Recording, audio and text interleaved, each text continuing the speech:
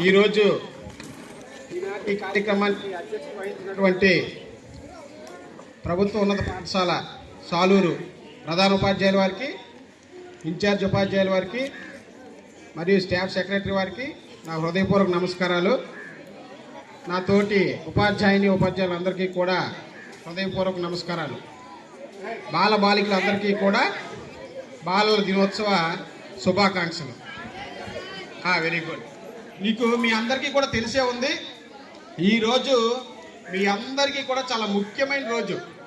ఎందుకంటే మీ రోజు భారతదేశ తొలి ప్రధాని, 3 సార్లు ప్రధానిగా సేవలు అందించినటువంటి పండిట్ జవహర్లాల్ నెహ్రూ తాలూకా పుట్టినరోజు.